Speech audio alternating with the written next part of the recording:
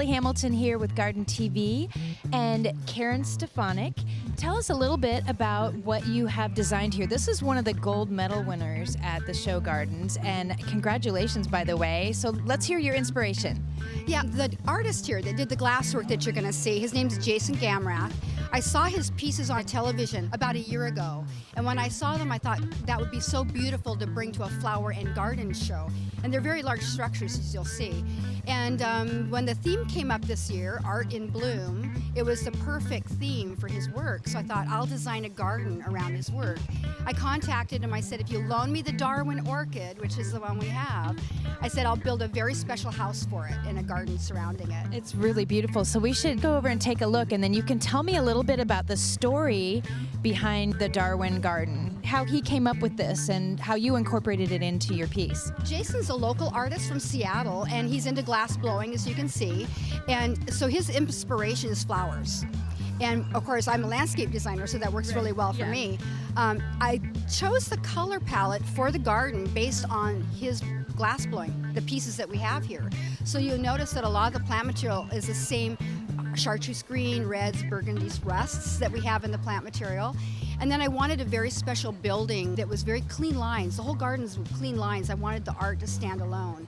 And so I didn't want anything too packed with plant material. I wanted something with a lot of negative space, that we have a lot of lawn here to create that. Right. And then I wanted the structure itself that's housing his orchid to look like maybe it was dropped down into a nice lot, but the whole lot wasn't nuked. That we had a lot of natural stuff, like natural stone laying around. The pond obviously isn't natural, but it's close. So I tried to mimic a natural look along with some very contemporary, clean line, purposeful pieces, which would be the pond and some of the other pieces here. And this is almost 1,600 square feet. And what happened was when we picked out his piece, it didn't look as big.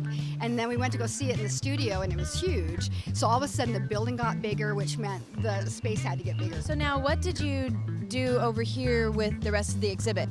I do a lot of hardscape work. And so this would be the pond, the waterfall, and the patio. If you were actually living, and this is an attachment to the house, you might have a really nice entryway with the stone steps going up, and you wanted something a little spectacular, but again, clean lines to show off the art. And I do water features all the time in my work. I actually combined 4 in this one. The one up at the top, the water wall, could be in a very small townhouse, a penthouse patio, and then we go down to the trough and maybe a larger piece if you had a bigger lot to put it on. And all very clean lines. And actually these are very easy to build. They're low maintenance. They're not that hard to do. So I thought people that were seeing them could say, well, I could take at least one of those to my yard. So this piece here is gorgeous. Now this is an orchid. Tell me about this. It's a Darwin orchid. It's one that Charles Darwin had been sent by another botanist type person. And the nectar tube, which is a long green piece, is where the orchid actually stores the nectar. And Darwin looked at this thinking, well, you know, there must be some kind of bug that's got a long enough mouth, nose, whatever, to get down there and drink it. And none of his contemporaries would believe him, that that's just not possible. Almost 130 years later, they finally documented in 1992 that there is indeed a subspecies of a Congo moth, and the thing's like 5 inches big around, and it's got a 10-inch like little nose that he will literally go down into that tube, drink the nectar, and when he's flying, he just rolls it up. But it took like 130 years for him to prove his theory.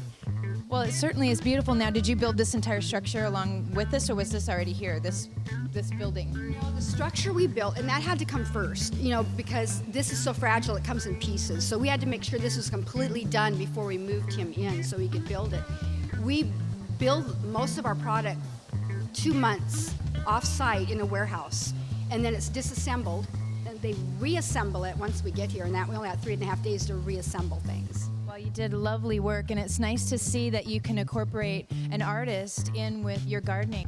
Thank you so much for sharing this. This is really incredible, and congratulations again on your gold medal. Oh, you're quite welcome. Thank you for visiting our garden. We're very proud of it, and I will be a little sad when we tear it down in 4 days. Yeah, and it's so nice that you can incorporate a local artist with your piece, so good work. Thank you very much. I'm Holly Hamilton, and you're watching Garden TV.